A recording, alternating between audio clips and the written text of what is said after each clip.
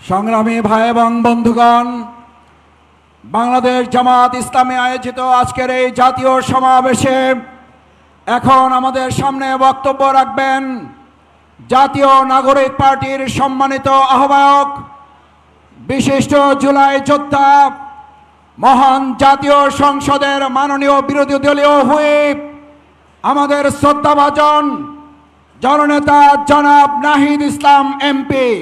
বক্তব্য রাখছেন নাহিদ ইসলাম এমপি। বিসমিল্লাহির রহমানির রহিম।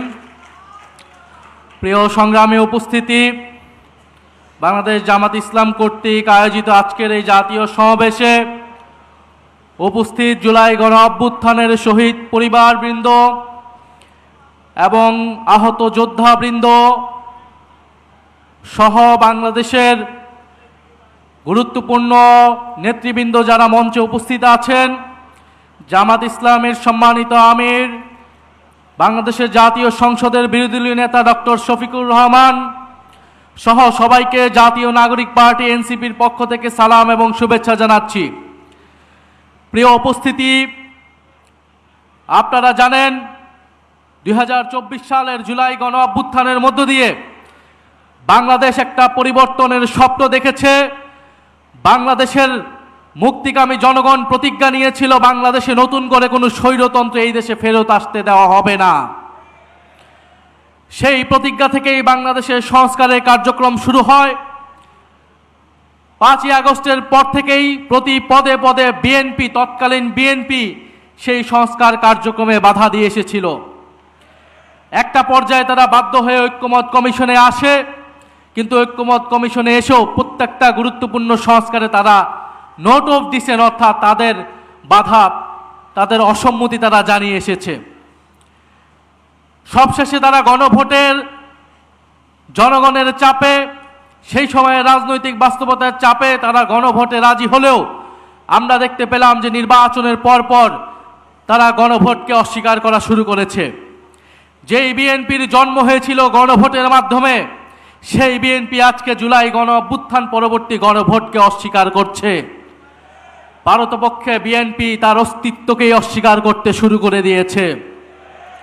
আমরা খুব স্পষ্টভাবে বলতে চাই, বাংলাদেশের প্রত্যেকটি প্রতিষ্ঠানকে নতুন করে যে বিএনপি দলীয়করণ করছে, এটা আওয়ামী লীগের পথেই বিএনপি বাংলাদেশকে এগিয়ে নিয়ে যাচ্ছে। বিএনপি যদি আওয়ামী লীগের পথে, পুরনো স্বৈরাচারের পথে এই দেশকে এগিয়ে নিয়ে যেতে চায়, তাহলে বাংলাদেশের জনগণ আবারও রুখে দাঁড়াবে, বাংলাদেশের তরুণ সমাজ আবারও রুখে দাঁড়াবে, বাংলাদেশের জুলাই গণ অভ্যুত্থানে অংশগ্রহণকারী প্রত্যেকটি ছাত্র জনতা আবারও রাজপথে দাঁড়াতে বাধ্য হবে। বিএনপি কৃষক কার্ড, ফ্যামিলি কার্ড দিয়ে জনগণের মন ভুলানোর চেষ্টা করছে।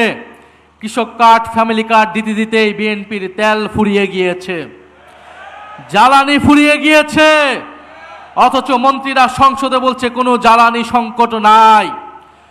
বাস্তব সমস্যাকে অস্বীকার করছে, অর্থনৈতিক সমস্যাকে অস্বীকার করছে, দেশে আইন শৃঙ্খলার যে ক্রমান্বয়ে অবনতি হচ্ছে সেটাকে অস্বীকার করছে বর্তমান সরকার।